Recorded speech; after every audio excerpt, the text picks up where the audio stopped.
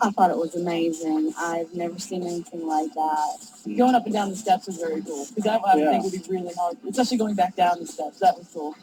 See it this close and how fluid it is insane. It's pretty insane.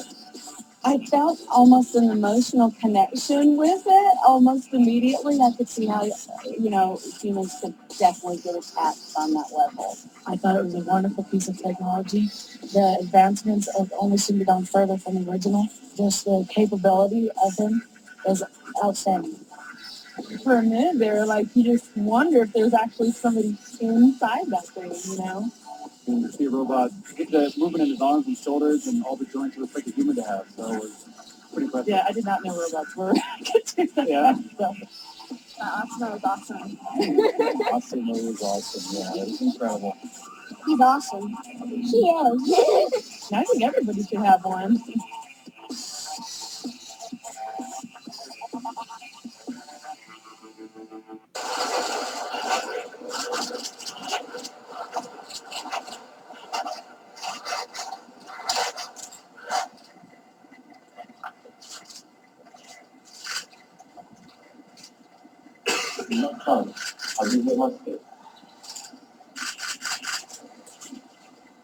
私は川田工業と産総研で共同開発されたロボット HRT4 です。まず最初に私のハードウェアの特徴をお見せします。可動範囲を示す対象動作と70度ある腕の動きを示す動作、拡張された PC を搭載した背中をご覧ください。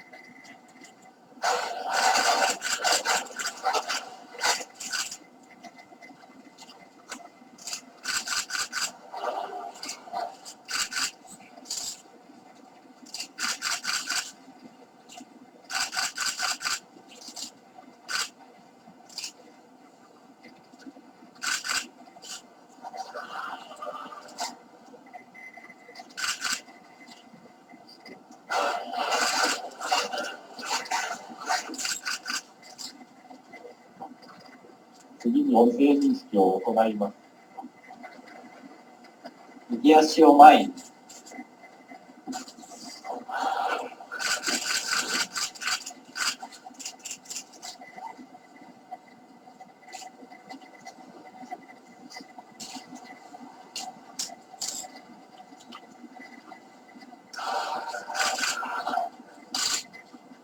荷物搬送ポーズ。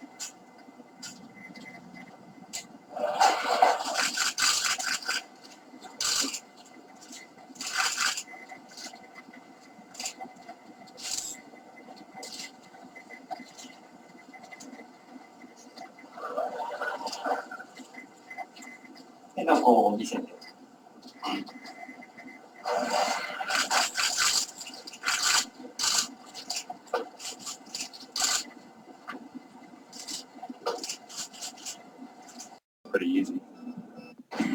La robotique militaire, un secteur aussi patriotique que lucratif. L'avenir de ces jeunes ingénieurs est assuré. Le Pentagone veut qu'un tiers de ses véhicules de combat soient autonomes d'ici 2015. L'entreprise de Bob a doublé son chiffre d'affaires l'année dernière. Vous pouvez le porter, c'est très léger, facile à déployer. Vous avez qu'à le décrocher là, vous mettez le sac et voilà, vous êtes prêt à casser la baraque. Cette course aux armements robotisés provoque l'inquiétude. Pour l'instant, ce sont des humains qui contrôlent les robots et qui décident quand tirer. Mais de nombreux experts sont persuadés que l'armée utilisera bientôt des machines capables de faire feu toutes seules.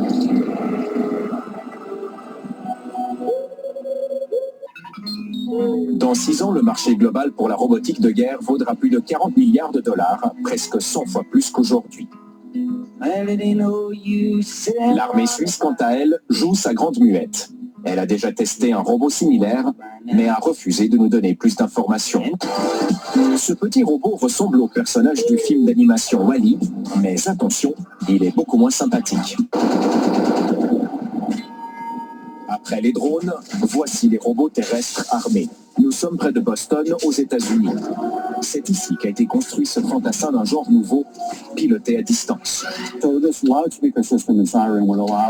nous avons des haut-parleurs qui permettent de diffuser un bruit strident pour faire diversion.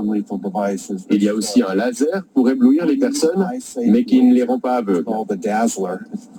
Là, c'est un lance-grenade.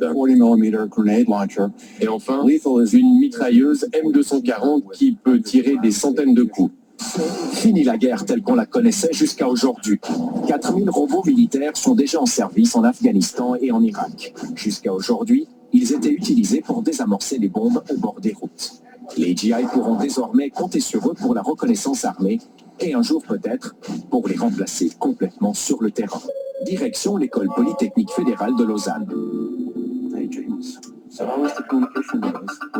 Dario Floriano est professeur en robotique. Pour lui, les robots doivent servir les humains en accomplissant des tâches ménagères ou des missions de sauvetage, par exemple. Une agence gouvernementale européenne lui a demandé de développer un robot militaire. Il a refusé. L'un des risques, c'est de croire que les guerres deviennent plus faciles à faire, dans le sens qu'ils sont plus propres, parce qu'en fait, il n'y a pas de soldats qui sont engagés dans cette guerre. Peut-être c'est le cas, dans le sens que l'armée qui a les robots aura moins de morts, mais il y aura quand même des morts de l'autre côté. Et en plus, ça peut inciter à faire plus de guerres, parce que faire la guerre, c'est plus facile. En plus, il y a ce détachement émotionnel, peut-être.